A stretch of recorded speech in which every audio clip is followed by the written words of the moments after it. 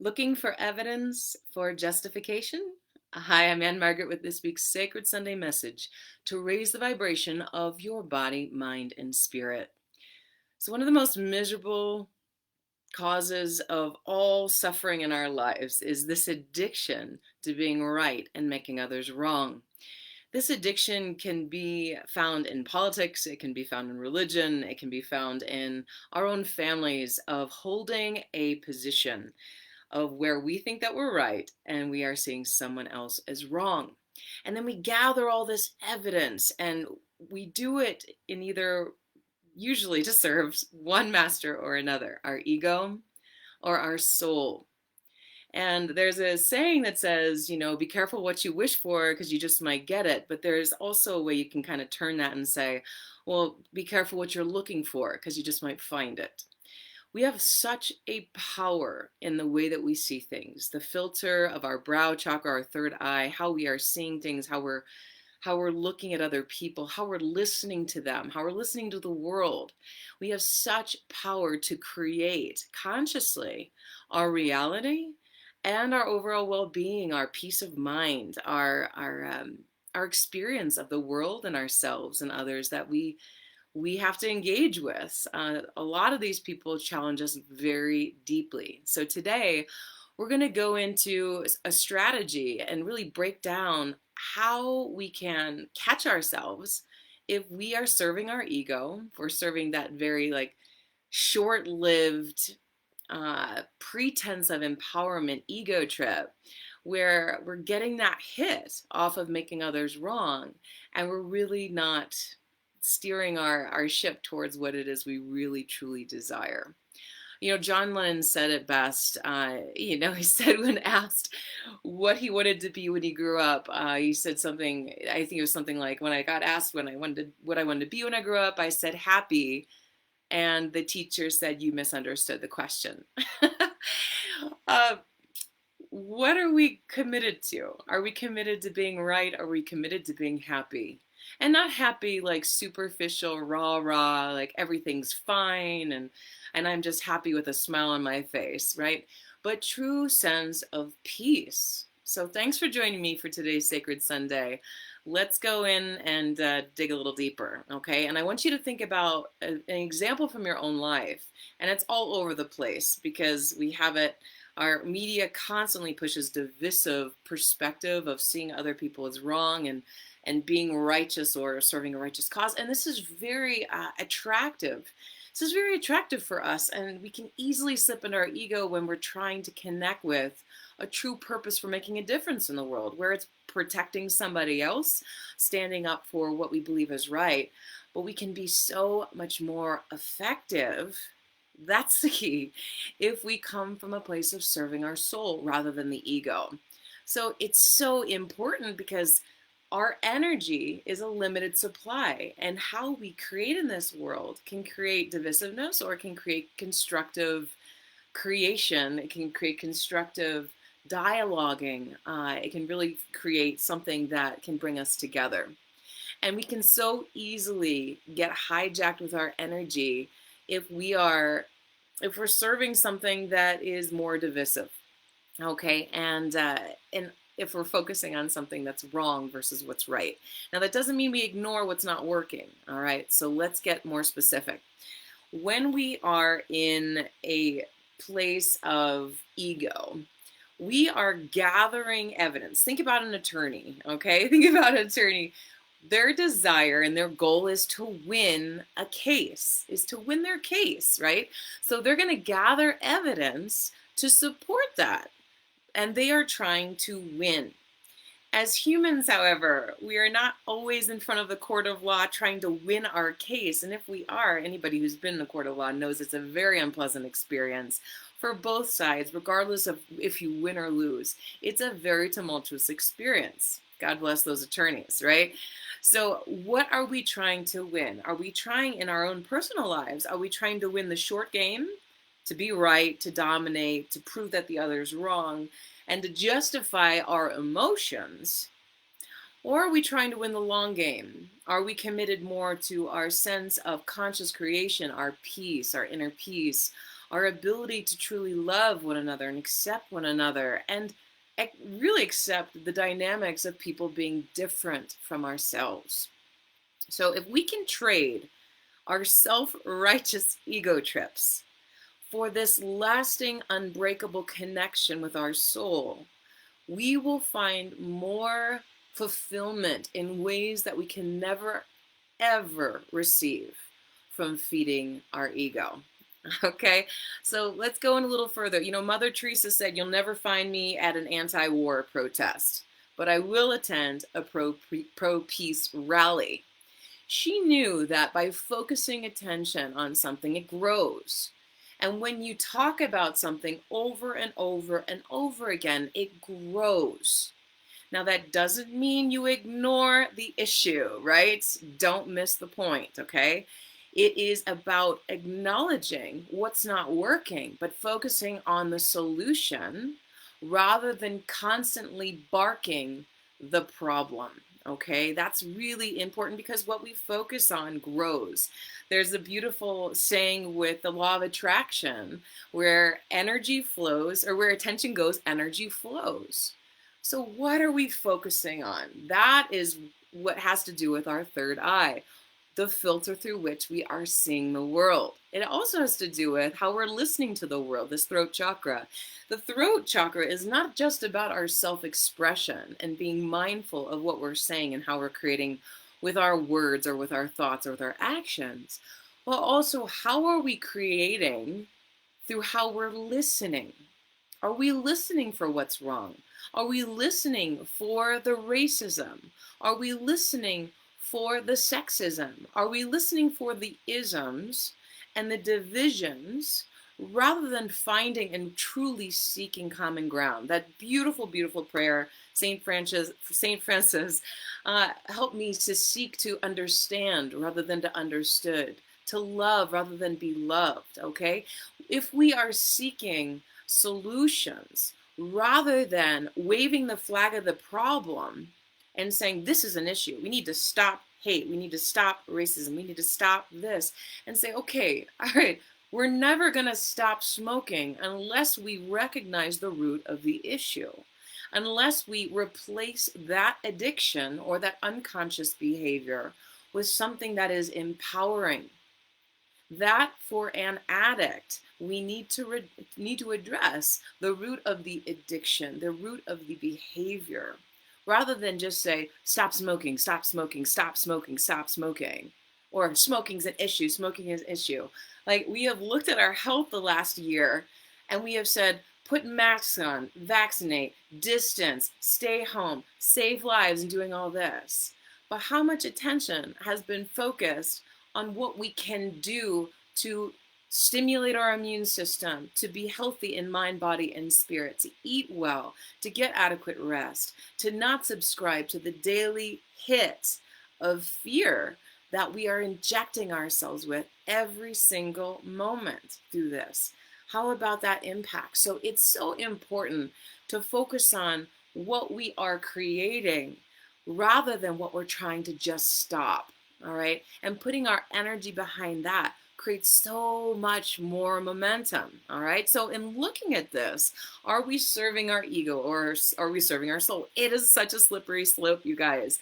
I'm a human too, right? I understand when we are standing in something that we feel is a righteous stance and we post our memes and we post our hashtags and everything like that, and we get behind something really with a good heart, thinking that we're doing something of good in the world, it can be a very slippery slope into serving the ego. So the ego, how do we catch this? Okay, here's how we catch this. The ego is scavenging for evidence to support our stance and surround ourselves with people who think like us, okay? If we're looking for how we're right and someone else is wrong, instant indicator you're in the ego, okay? Instant indicator, rather than seeking how to bridge a gap, how to find common ground. This is not easy work. This is why a lot of people, most people out there are just going, just stop this, this needs to stop. This is harder work. This is for more the mastery of being human. So this is something for those of you out there who want to go beyond the superficial activism that we're seeing everywhere right now. It is a good start, but that's the only thing it is, a start. If we need to really find, if we're going to see change in the world, we need to go beyond this superficial activism, okay? So with this, if we are serving the ego, we have a very base need here. We need to justify our emotional reaction and dominate, control, win, be better than, be right, prove the other is wrong. And this base need really comes from, think about something you're upset about, okay? And then you go and you talk to somebody else and you're like, isn't that upsetting? It's like when you're looking to other people to justify your emotional reaction, you're wasting energy. Number one, you're wasting energy. And number two, this is not a productive way to raise your vibration, to get to the point of problem solving, right? We know from one of the greatest minds who reminded us a problem cannot be solved from the same mindset in which it was created. Okay, that is super important to remember. So are we trying to justify our emotional reaction? Why can't we just say, you know what, my feelings are neither right or right, they just right or wrong, they just are, right? And give ourselves the affirmation that we need for those emotions, and then move beyond that emotional prompting to say, hey, there's something off, to use our conscious creator to make that, rather than reacting from emotion. This is where we get trapped, okay?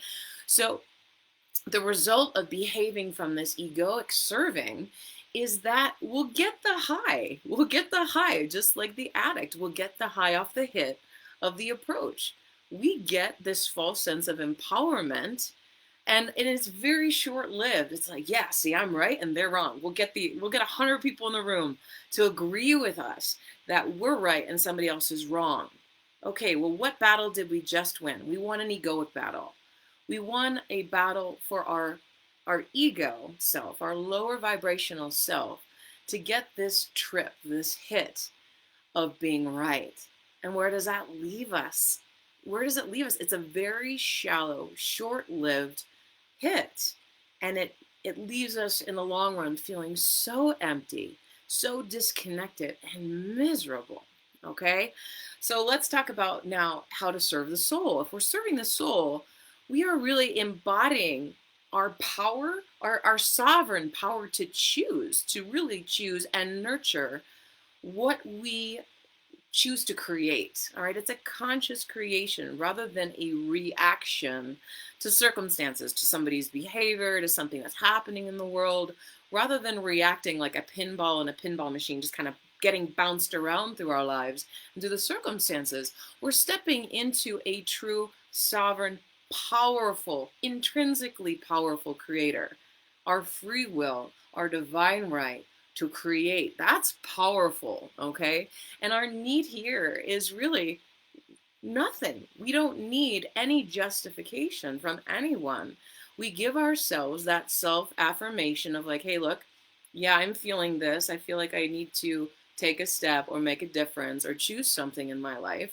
And we acknowledge that from our own sovereignty. We're not going and wasting our energy running around trying to get everybody to affirm that we're okay. It's really trusting our instincts. And how much grief do we feel when we ignore that? When the inner child is pulling on our pant leg and saying, this doesn't feel right. And we go, oh, it's just, you're just being overly dramatic. This doesn't feel right. Would you stop it? There, you have no room to complain, And we ignore this pant leg pulling of our inner child saying, listen to me.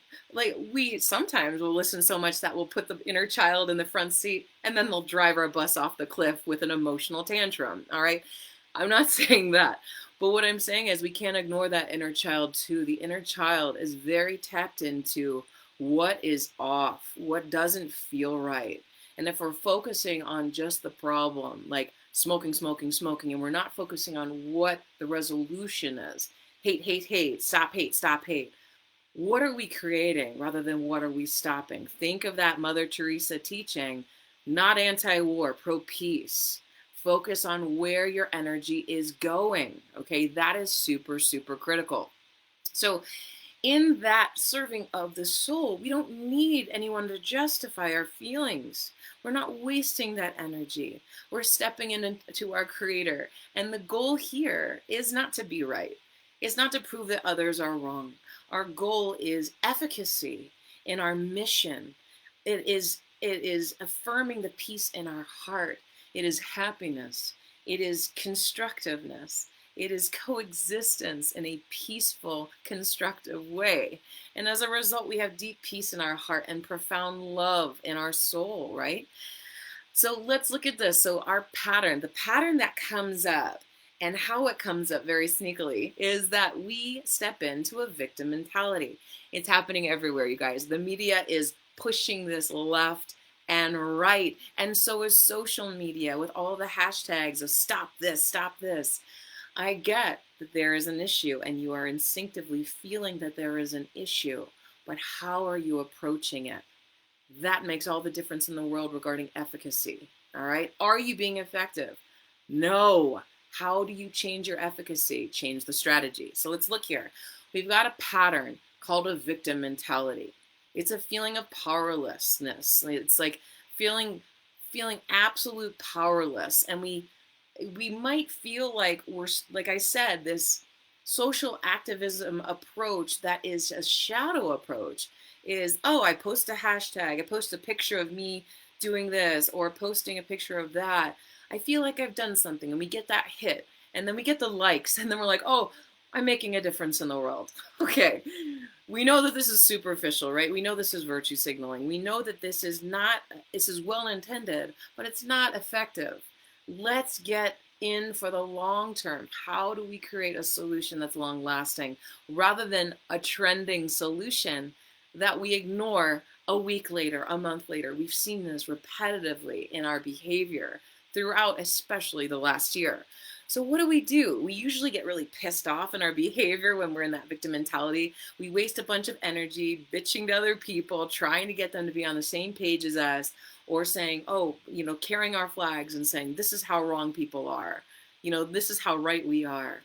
And we have a commitment to making somebody wrong and gathering that evidence to justify our emotional reaction, our feelings.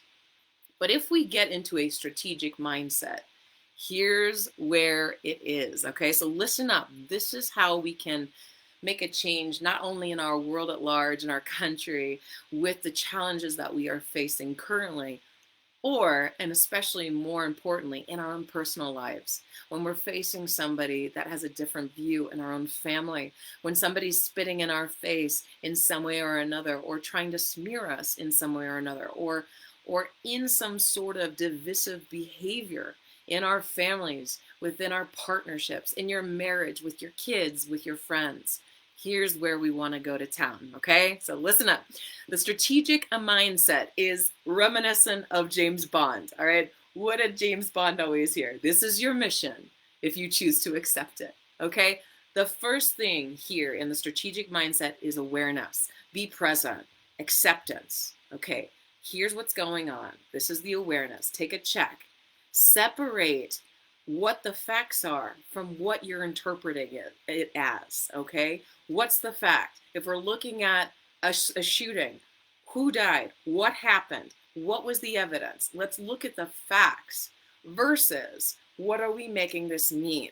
In our own lives, this person said this. I made it mean that they don't love me. I made it mean that they don't care about me. I made it mean that, my husband forgot to follow up with what he said he was going to do. Okay, that's the fact. He said, I forgot.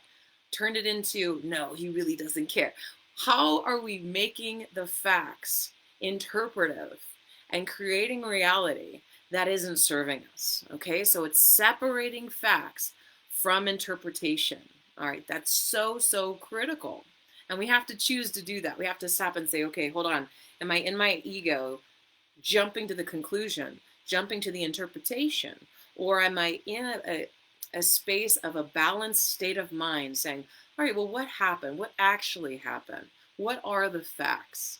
Okay, how do I accept this as a challenge rather than emotionally react to it and gather the pitchforks and the fire and all the crowd and say, this isn't okay. Okay, how can I calm myself down and say, how do I want to move forward? Okay? Because listen, in your families, you could get 100 people in the room to agree with you that that person wronged you. Okay? This is personal, right?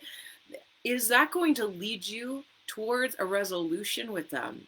Is that going to build a bridge between you and them? Absolutely not. What is it going to build? A fortress, a bigger, wider moat around your castle, your prison that you're keeping yourself in. This does not lead to intimacy. Okay?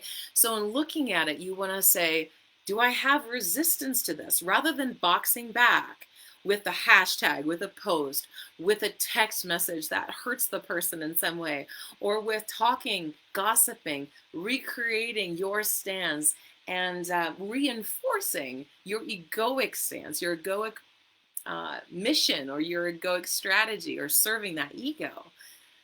Take a moment, breathe, utilize the energy, whatever you're facing, whatever adversity you're facing, and saying, okay, hold on. How do I use this to make myself stronger? How do I use this to deepen the intimacy? How do we use this to find a solution? Okay, because when we separate the facts from interpretation, we don't get gaslit by the media. We don't get gaslit by other people's actions. We have clarity, we have commitment, and we are really clear about what we're committed to. Are we committed to being happy? Are we committed to finding common ground? Are we committed to the resolution? Or are we committed to our ego? All right. And the desire here is flexibility, adaptability, seeking that resolution, that conscious creation. So have courage, you guys. This takes immense, immense courage in our lives, in our families, and in the country, our social media. Have courage and stick to it, okay? Thanks so much for joining me, and I will see you next time. Keep raising the vibration. Bye, everybody.